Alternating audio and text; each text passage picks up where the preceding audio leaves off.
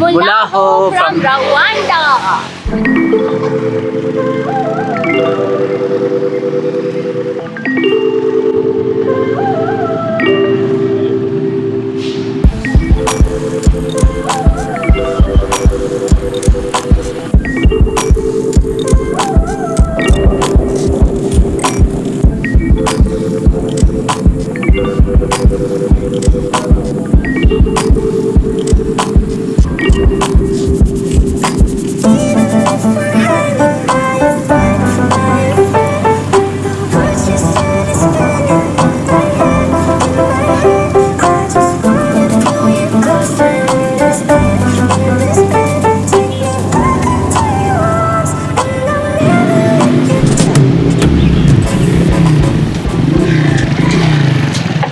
So this is our first day in this awesome new country. It's actually been quite a while since we said new country, because you remember Uganda, we've almost spent 40 days there. So it's a very big difference from what we've been used to in Kenya and Uganda. This does not feel like Africa. It actually feels very, very European. And at this moment, we're right now standing in front of Hotel Milles Collines. So this hotel is actually very, very famous because, well, actually we found out from watching this movie called Hotel Rwanda. It's a very, very important movie that talks about the story of the genocide of Rwanda, which happened in the early 90s. So that movie was something we had watched back home in India many years ago, and it's so incredible to actually be here and see one of the big heroic spots of that entire story, which is actually very, very sad. Well, don't assume that we are staying at this fancy hotel. We just came here to see this hotel. We wanted to recollect the scenes we had seen from the movie. But of course, it's a whole other place from where the movie was actually filmed. So it's actually about 2 p.m. now, and all morning we've been moving around town just on our own, trying to get our grip around things. So this morning we took a Boda from his house. You get Bodas here also in Rwanda. But the main difference here is on one single Boda, on a single bike, only one person can sit, and that too, he or she is compulsorily forced to wear a helmet. So safety wise, it's a great thing. Cost wise, it's not very helpful, but it's okay. We took 2 Bodas and we got from his home to the city center. The city looks so much more developed. It looks so fancy. The roads are so smooth. There are zebra crossings, traffic lights. Everyone is adhering to the traffic rules. Yeah, it's hard to believe this is Africa, like stereotypical Africa. And this also has its own culture, its own natural resources, its own natural beauty that we are really curious to explore over the next few weeks. So our first task for the day is to go get a SIM card. We found out that there's 2 operators here. One is Airtel and another one is called MTN. So just outside the Milles Collines hotel, there's a Airtel service center. We're going to go and ask them if we can get a SIM card. So Rwanda is a country which has over 1,000 hills. So naturally the capital city is also very mountainous and hilly. Yeah. So the distance might feel very short, but if you have to go up and down, it's going to take time and physically stressful. I will tell you 2 important things though. One, Rwanda is supposed to be one of the safest countries in Africa. So you won't believe, yesterday we were actually walking around at night. Like such a contrast to what we had been doing in Kampala and say Nairobi, where we would never really walk out at night, especially not with our bags. Yesterday we've been out walking. We walked almost 7 kilometers when we went out to eat dinner, and it was so peaceful. These small things we usually didn't notice when we were in India, but after spending 2 months in Kenya and Uganda, this feels like such a luxury, a freedom of its own. A few of you have been really observant and told that both of us have got fat, and that's true. Being in both Kenya and Uganda, we've just not been walking enough, and we've been eating so much of yummy food that we got really chubby so quickly. Bye. So the security guard just automatically opened the gate for us. We were just walking. He was worried that we will hit that gate, so he opened it. So people here are super nice. And the second thing is, Rwanda is said to be one of the most well-developing countries here. There's a lot of things going on here. It's so unlike what we've seen in the other 2 countries of East Africa, but it's in comparison a much smaller country. You can also hear a lot of road sound because now we're at the very center. You see a lot of traffic here, a lot of cars, a lot of vehicles.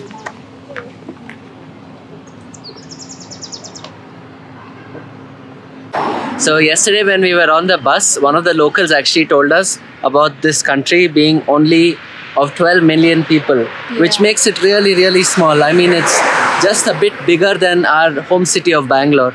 And this is spread over something like 26,000 square kilometers or so. And almost 90% of it is very hilly. So it's a very uneven zone, and you can actually see it in every road in Kigali. It just keeps going up and down.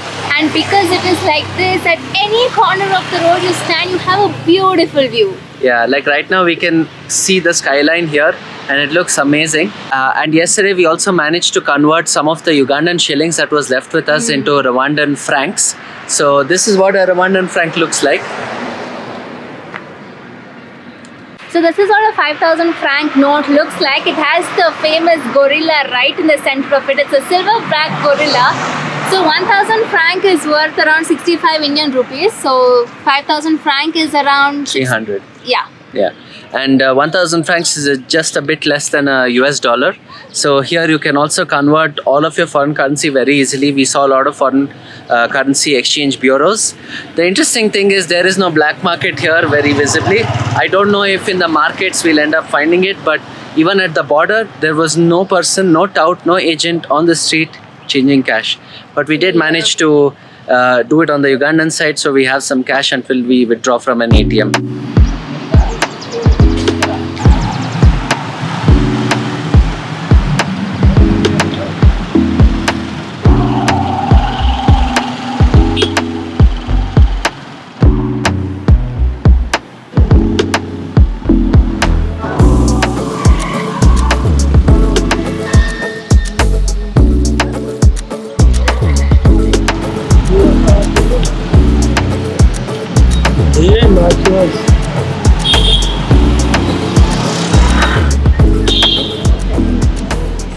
So we just picked up a SIM card here at Airtel. The SIM card was free and we loaded it with an internet package. It was around 3,000 Kenyan franc. Sorry, we are in Rwanda already. So it was around 3,000 franc for 1 GB of data every single day for 30 days. Which is actually really, really cheap, because it's so surprising. If you want 30 GB for the whole month without a daily limit, it's actually 3 times the price. So this works for us, and I guess for most visitors who come to this country on a short visit. So now we're going to walk up the main street here. This is like the very center of the city. As you can see, the sun is really shining. It's around 4:30 now. And sunset. Hello. Let's go up that way.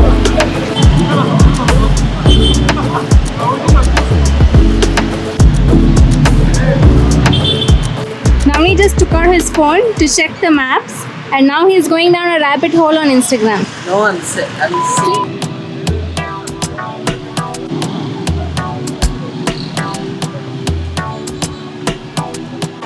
So we are now walking towards this place called Imbuga City Walk. So it's an entire road which has been completely cut off from cars and Bodas. So you just can walk here. And all of the big skyscrapers, I think most of the office buildings are around this center point. Oh yeah, this is the building we kept seeing from the far. So there's many different offices, forex bureaus where you can change money, and a lot of travel companies. Most of them want to take people on gorilla treks. This road kind of reminds me of the roads in Azerbaijan. Yeah, cobblestone paths. Fancy buildings. Yeah, it looks pretty cool. Nice.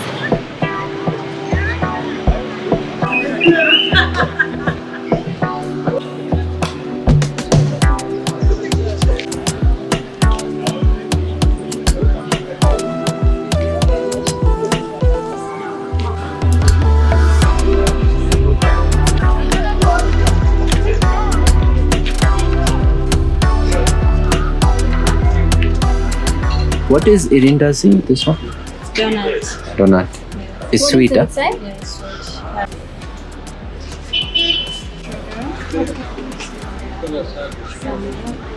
We just got a veggie samosa.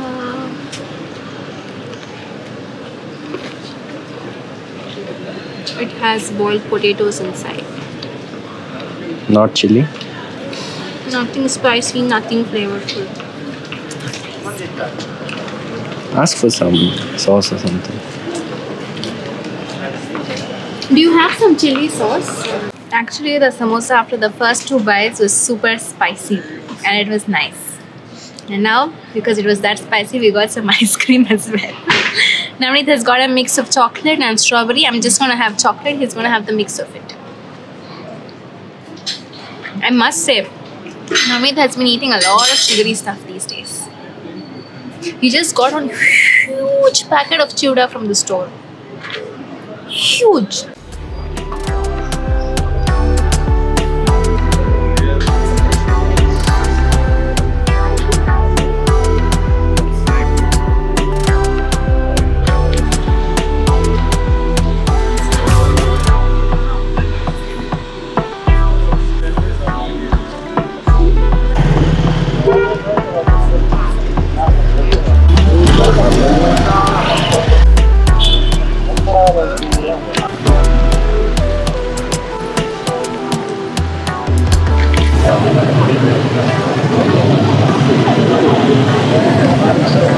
Looks so busy. So busy. It reminds me of Safina Plaza in Commercial Street. So this here is Kigali Central Market. See the entrance there, so let's go.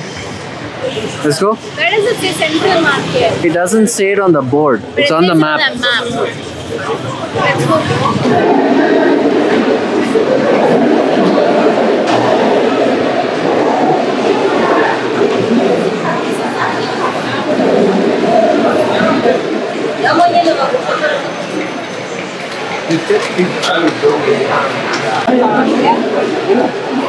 What is this? This one, if you want all fruit, small, go taste. No problem, you can take. But Thank you. next time, you give up. Yeah. No, I think we come back maybe tomorrow.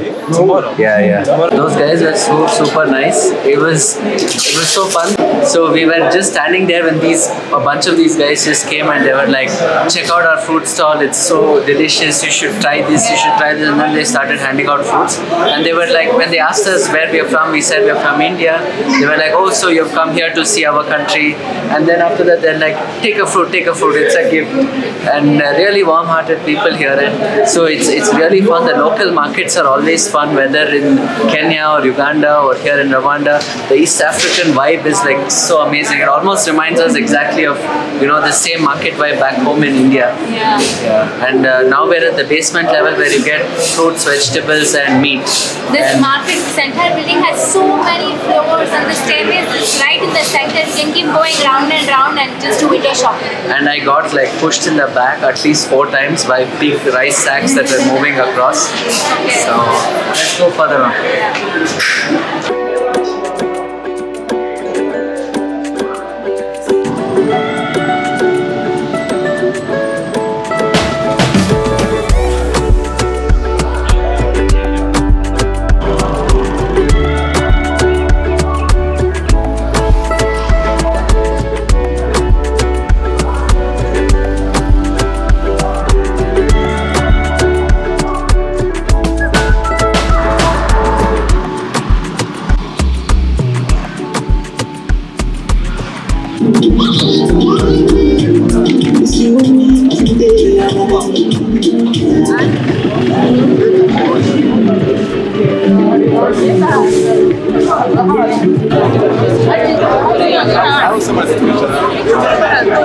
You can like a really nice. So we are right now at this Biryogo Walking Street. It's a food street. There are so many restaurants and cafes on this road, and they have put plastic tables and chairs with some small umbrellas on the road itself. This is giving me like Southeast Asia vibes, where we would go to the food market in the night. Sorry. Wow. So it's a very, very fun place. It's a weekday, so it's not as busy as we heard it would be. Maybe we are here too early. But there's a lot of shops selling so many different food items. Most of it is local African food. But somebody did say they have biryani also. So I think they have a bit of Indian food as well. I do see some Western food now. Hello, good afternoon. Hey, hi brother. Good evening, boss. Hey, it's almost night. Eh? You are welcome in the house of Billion. We have different foods, different drinks. We have Billion medium, different Billion. Okay, good. Billion medium, Billion large, Billion small. We have a full shawarma, shakshoka, falafel, everything you want. What is the name of your We restaurant? just walked It's a down house and of Billion. House of Yes, house Yeah. of Billion. We have a different foods, drinks, everything what you want. All right. Full shawarma, shakshoka. It's a street of restaurant. It's a space of restaurant only. It's a space of Muslim. Okay. There's no alcohol. Big. No. Okay. It's a street of restaurant only. Okay. Only. So you have African food, you Yes, have African food, Rwandan food, Sudanese you have food, Rwandan food, Sudanese, Indian huh? food. Everything's Everything. in Okay, foods nice. and drinks. What is your name? My name is Hamza Hansa. Hamza. Nice to meet you. Okay, thanks. Okay. And you? I'm Nav. Huh? Nav. Now. And Shish. Shish. Shish now. Shish now. Yeah. What's your country? India. India. Okay, I like India. I want to go India one day. You should. Yes. It's very nice. Thanks. All right. Thank you, brother. Thank you.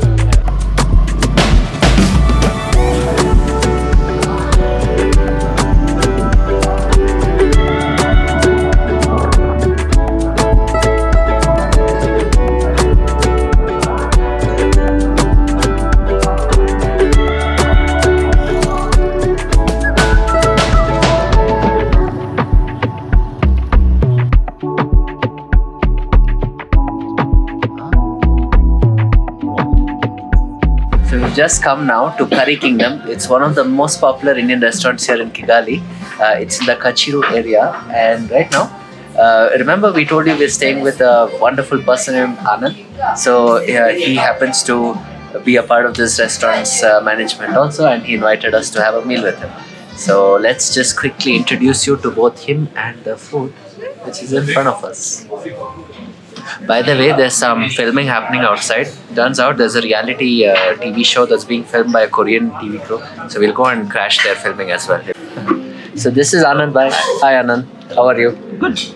So you've been here a long time? In Rwanda? Yeah, like 6 years almost now. Okay. Completing 7 7 very soon. Yeah. So Anand has actually been living in so many countries here in Africa, and we met through couchsurfing, and then when we were talking, he told us about all the incredible and crazy places he's lived through. So he does say that Rwanda is one of his favorites. It is indeed. Okay. I think everybody should come and experience it. Okay. So what are we eating today? It is upon your choice. डालना चाहो तो you can first ऐसे ही test कर लो उसके बाद It looks आओ like खाओगे a- test करना है just in case. Okay, go ahead. Try करो वैसे भी दही डाल करके भी perhaps. This is just too good. It's something like a papdi chaat, but the base is not like papdi. It feels like nachos.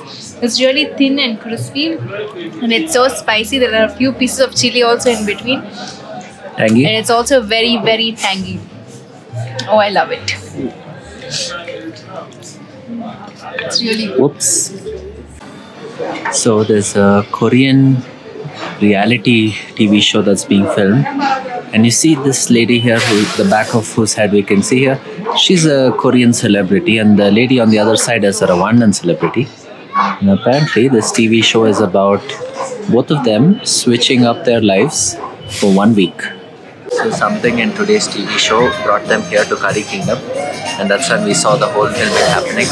This, by the way, is the whole restaurant. You can see it's really nice and well decorated,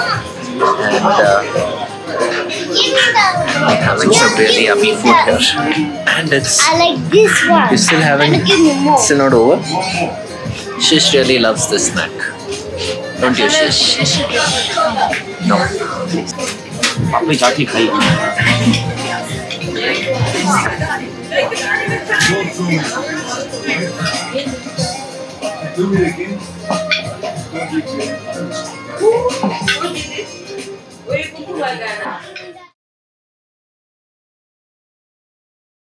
So earlier today we went to the Kigali Genocide Memorial, which is also in the very center of the city, just a little further away from the Milles Collines hotel, which we started the vlog from.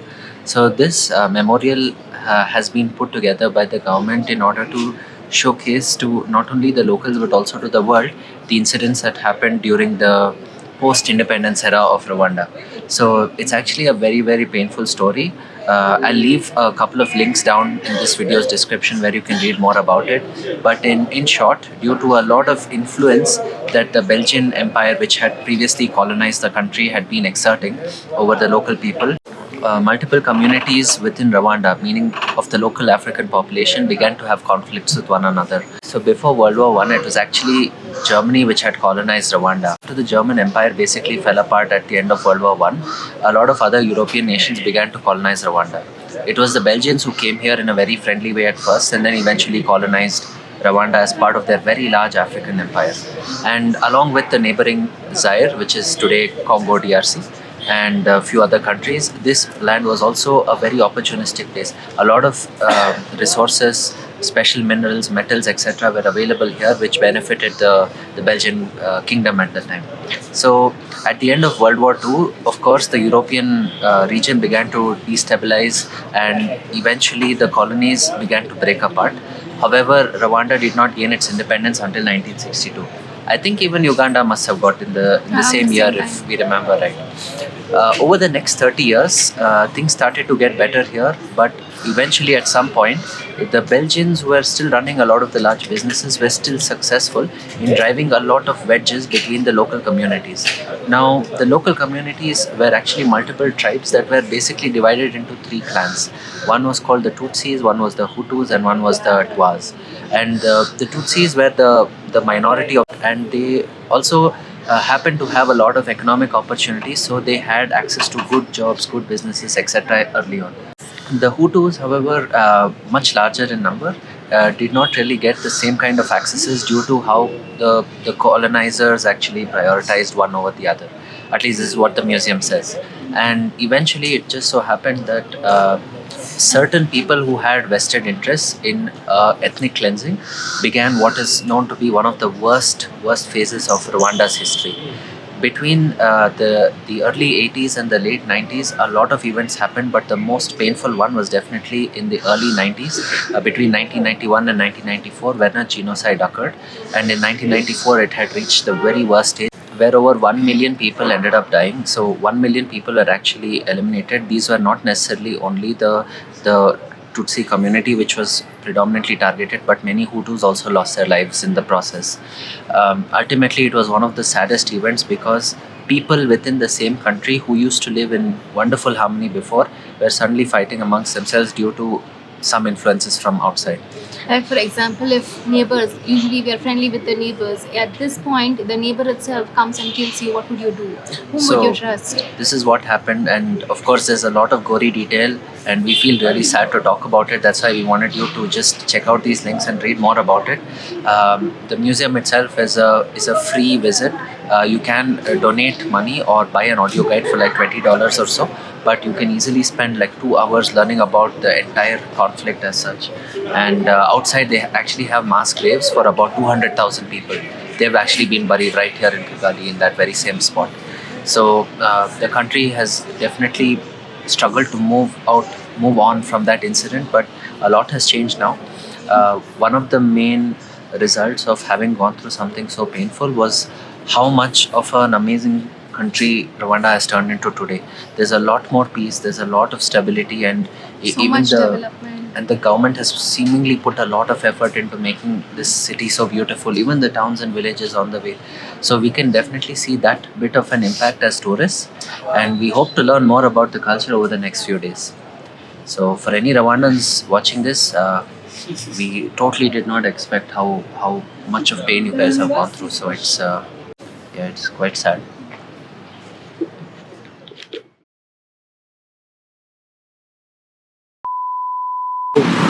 One. Mulaku from Again. 3, 2, 1. 3, 2, 1. 3, 2, 1. Blah blah blah blah. Okay. So.